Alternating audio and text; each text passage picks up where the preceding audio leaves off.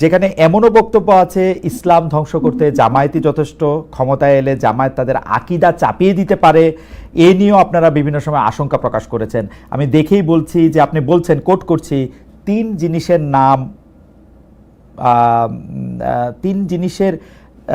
জিনিস অর্থাৎ শিবির, বেয়াদব, তিন জিনিসের নাম শিবির, বেয়াদব, বেআমল এবং উচ্ছৃঙ্খল।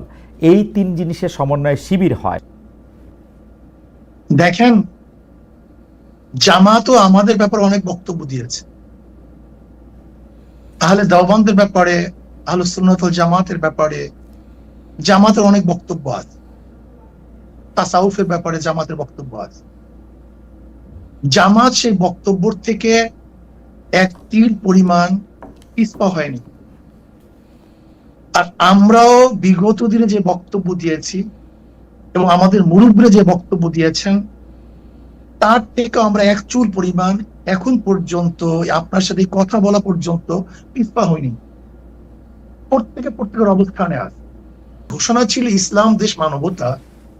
এই মূল তিন ভিত্তিতে যদি বামপন্থীরাও কেউ জোট করে, অ্যালায়েন্স করে, নির্বাচনের সমঝোতা করে, আমরা তাদের সাথে করতে রাজি। ওকে, আপনি বলতেছেন জামায়াত লাগছে আলিয়া মাদ্রাসার মধ্যে, আলিয়া শেষ। জামায়াত লাগছে ইত্তেহাদুল উম্মার মধ্যে, সেটাও শেষ। জামায়াত লাগছে বিএনপির মধ্যে, বিএনপি শেষ। জামায়াতের বিষ যেখানে লাগবে সেটা ধ্বংস হয়ে যাবে।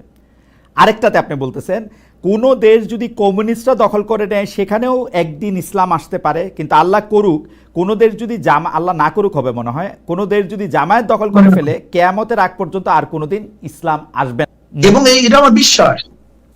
কিন্তু এই কথাগুলো হলো আদর্শ এবং নীতি, তাদের আদর্শ এবং নীতির বাস্তবায়ন। আচ্ছা, তাদের আকীদা বাস্তবায়ন হয়। কিন্তু আমরা বলতে চাই যে আমরা কোন এক জায়গায় যে ঐক্যতা, যেমন আমি উদাহরণ দিয়েছি, এই ব্যাপারগুলো তো আপনাকে আগেই বলেছি। যেরকম ধরে নেন হিন্দু, বৌদ্ধ, খ্রিস্টানরা আমাদের স্টেজে আসছে, তার মানে তার নীতি আদর্শ বিসর্জন দিয়ে নয়, কোন এক জায়গায় ঐক্যমত হয়েছে। আচ্ছা, আমি কিন্তু আমার কোন বক্তৃতার থেকে এখন পর্যন্ত এক চুল পরিমাণ নড়ি নেই। আচ্ছা, আমি তো এই কথা আগেই বলেছি। এবং এই কথা যদি আপনি বলেন যে আপনি অমুক করে, হ্যাঁ, যদি জামাতের অবস্থান থেকে জামাতের ব্যাপারে আমরা যেই ব্যাপারে তাদের উপর অভিযোগগুলো আমাদের মুরব্বিরা করেছেন, তাকে যদি ফেরত আসে, আমি সাথে সাথে আমার বক্তব্যকে রোজাত করবো। তারা যদি তাদের জায়গা থেকে ফেরত আসে, তাহলে তো আপনার বক্তব্য থেকে আপনি ফেরত আসবেন কেন? আপনার বক্তব্য তো তখন আরো প্রতিষ্ঠিত হইল যে আপনি যেটা রোগ চিহ্নিত করছিলেন সেই রোগ থেকে তারা মুক্তি পাইছে, সেই রোগ থেকে তারা মুক্তি পাইছে। সেটাও তো আমি কিন্তু অন্য মানুষ। শোনেন খালিদ ভাই, আমি কি চাই জানেন? আমার আব্বাজান আমাদের কি শিক্ষা দিয়েছেন? আব্বাজান স্পষ্ট লক্ষ লক্ষ মানুষের সামনে বলতেন, আমার কোনো যদি ভুল হয় তোমরা ধরিয়ে দিবা। যদি আমার ভুল ধরিয়ে দেওয়ার পর আমি না শুধরাই, তার মনে আমি গুমরাহ হয়ে গেছি, আমার থেকে চলে যাওয়া তোমাদের জন্য অধিক হয়ে যাবে। ভাই, আমরা আমাদের দোষকে লুকাতে চাই না তো।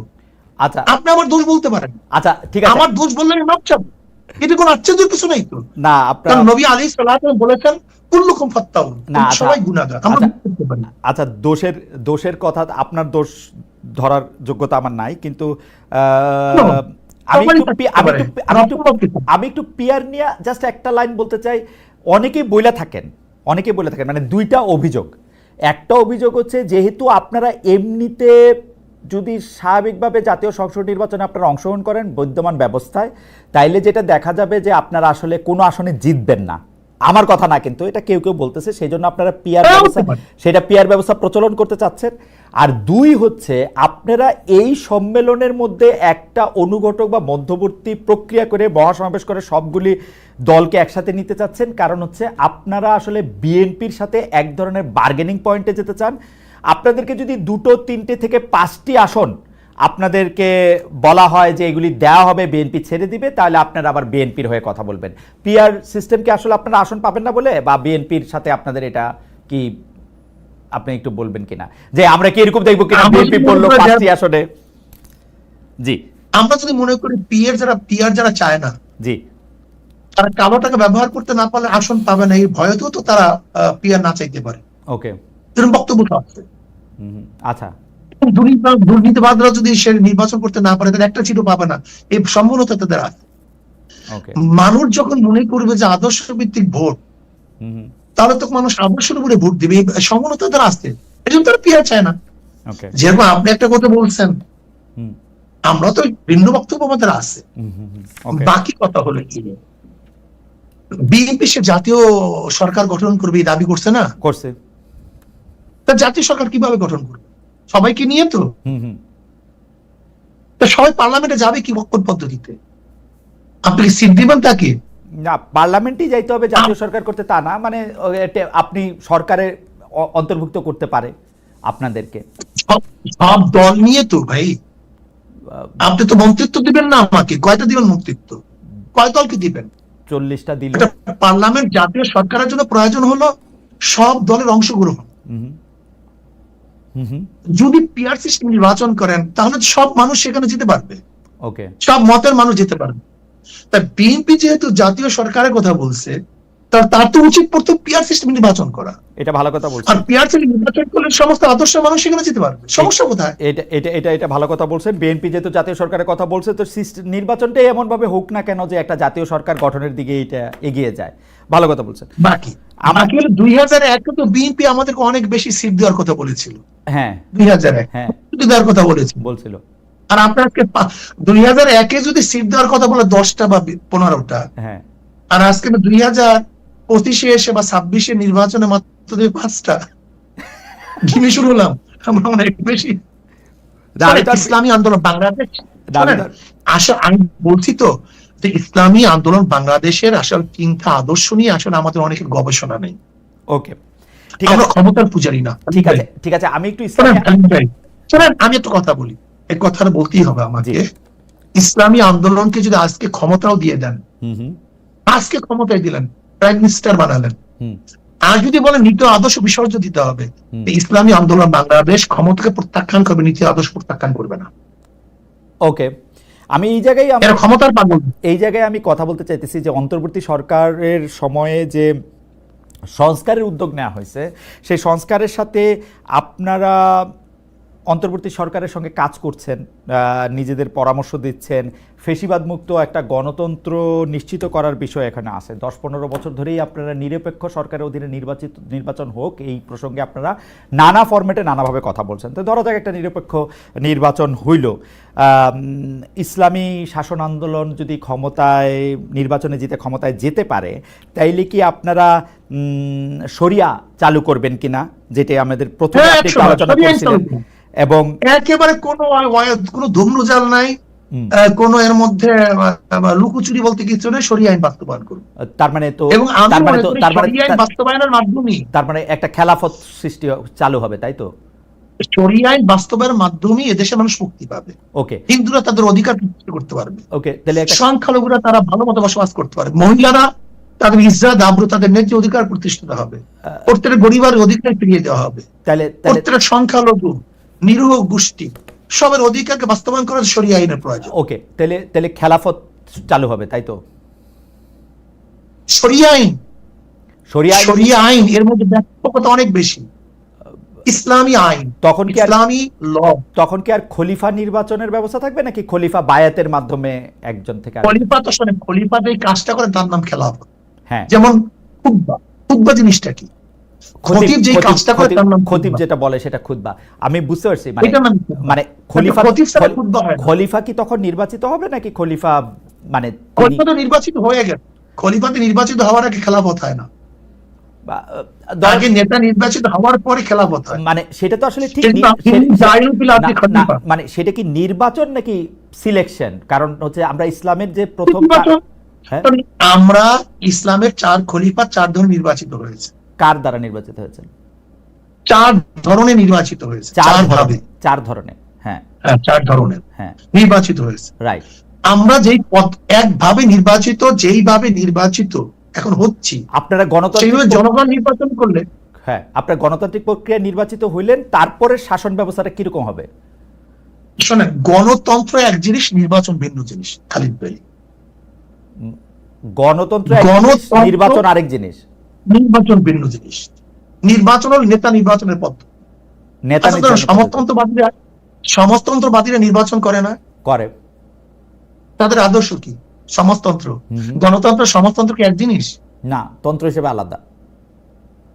কিন্তু তার মানে হলো গণতান্ত্রিক হইতে হলেও নির্বাচন দরকার আছে, সমাজতান্ত্রিক হইতে হলেও নির্বাচন দরকার আছে, দুইটাই নির্বাচন দরকার আছে। তাহলে তার মানে কি নির্বাচন হলো নেতা নির্বাচন পদ্ধতি। ওকে, এটা কোনো দর্শন না, এটা আদর্শ না। ওকে, নির্বাচিত হওয়ার পরে তার আদর্শ অ্যাপ্লাই করবে, নির্বাচিত হওয়ার পরে। অর্থাৎ আমি আমি আমি আমি শুধু স্টেজটা বুঝতে চাইছি হুজুর, যে আপনি গণতান্ত্রিকভাবে বা গণতন্ত্রের মধ্যে যে নির্বাচন ব্যবস্থাটা আছে অনেক সংস্কার টস্কারের মাধ্যমে, ওই নির্বাচন ব্যবস্থার মাধ্যমে আপনি এইভাবে বলতে পারেন আমাদের দেশে যে নির্বাচন আছে, এইভাবে বলতে পারেন। ওকে, আমাদের দেশে আপনি রাষ্ট্র ক্ষমতায় বা রাষ্ট্র ক্ষমতায় গেলেন বা শাসন ক্ষমতা একোয়ার করলেন, তারপরে আপনি শরিয়া চালু করবেন, তাই তো? ওই শরিয়া কি এখন অন্য পৃথিবীতে অন্য জায়গায় চালু আছে এরকম কোনো উদাহরণ কি আমরা দেখবো? মানে আমরা এরকম শরিয়া দেখতে চাই বা এরকম শরিয়া দেখতেছি, ধরেন এই পৃথিবীর অন্য কোনো রাষ্ট্র? আমাদের শরিয়া আমাদের দর্শন, হ্যাঁ আমাদের দর্শন, আমাদের শরিয়া, হ্যাঁ হ্যাঁ আমাদের কোরআন ও হাদিসের মধ্যে দেয়া আছে। মনে করেছিলাম যে জাতীয় সরকারে আমরা যাব না, আমাদের লক্ষ্য, আমাদের উদ্দেশ্য সবকিছু নিয়ে আমরা জনগণের সামনে দাঁড়াবো। আমরা স্লোগানে বলি যে জনগণই আমাদের সকল ক্ষমতার, রাজনৈতিক ক্ষমতার উৎস। কাজে জনগণই যদি আমাদের রাজনৈতিক ক্ষমতার উৎস হয়ে থাকে, তাহলে কেন আমরা জনগণের সামনে গিয়ে দাঁড়াবো না? আমাদের লক্ষ্য বলবো দেশকে নিয়ে, জনগণকে নিয়ে, আমাদের উদ্দেশ্য বলবো দেশকে নিয়ে, জনগণকে নিয়ে, এবং জনগণ যে সিদ্ধান্ত দিবে আমরা মাথা পেতে সে সিদ্ধান্ত নিব। প্রিয় ভাই বোনেরা, তোমাদের নিশ্চয়ই মনে আছে আজকে থেকে প্রায় 3 বছর আগে বাংলাদেশে তখনও স্বৈরাচার বিপুল দাপটে এই দেশকে, দেশের মানুষের বাক স্বাধীনতার গলা টিপে রেখেছে, দেশের মানুষের রাজনৈতিক অধিকারের গলা টিপে রেখেছে। কিন্তু সেই রক্তচক্ষুকে উপেক্ষা করে আমরা দেশের মানুষের সামনে সংস্কার প্রস্তাব দিয়েছিলাম, যেটি 31 দফা হিসাবে পরিচিত সকলের কাছে, তাই নয়? মনে আছে নিশ্চয়ই তোমাদের। এই 31 দফার মধ্যে তোমরা 31 দফা মানুষের কাছে নিয়ে গিয়েছ। আজকে আমরা 31 দফার ভেতর থেকে বিভিন্ন শ্রেণীর মানুষের কিভাবে আমরা ভাগ্যের পরিবর্তন ঘটাতে পারি, সংক্ষেপে তোমাদের সামনে আজকে 8টি সাবজেক্ট উপস্থাপন করা হয়েছে। এর মধ্যে আছে, এখানে এক বোন বলেছে সে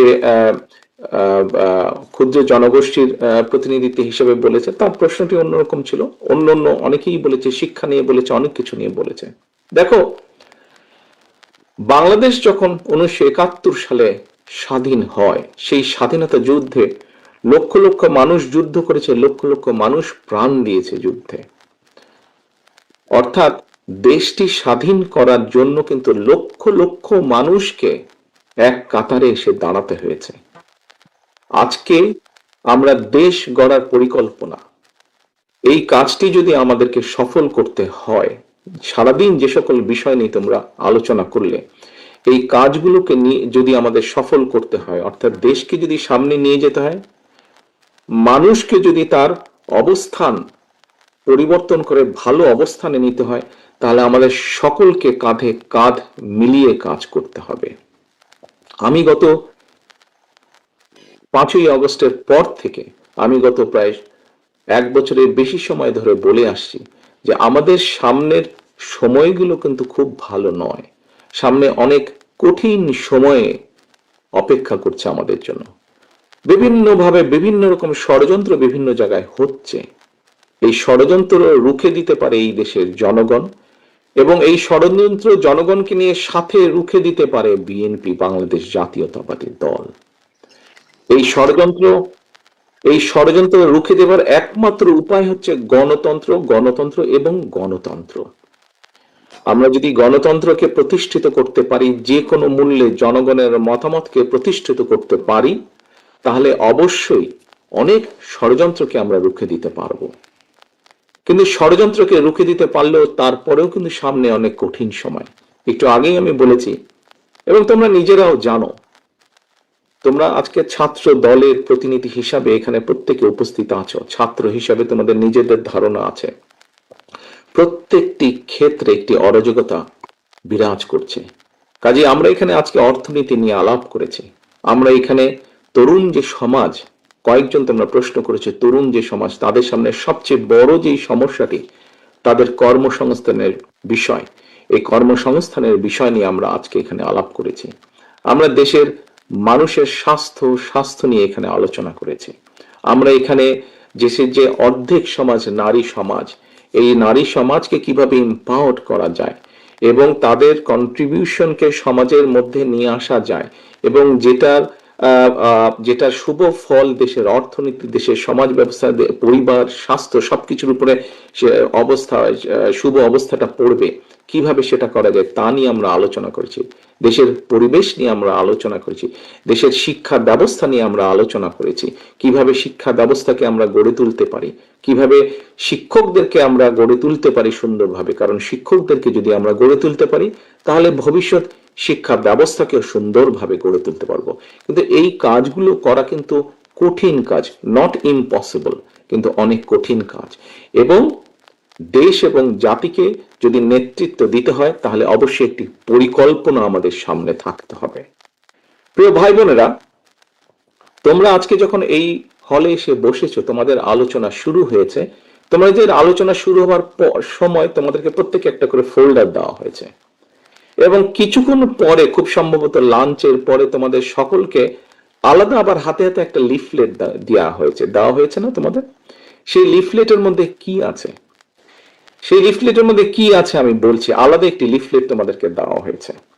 এখানে সোহেল, আজকে যে অনুষ্ঠান পরিচালনা করছে আমাদের জয়েন্ট সেক্রেটারি সোহেল, তার বক্তব্যে সোহেল কিন্তু একটি গুরুত্বপূর্ণ কথা বলেছে।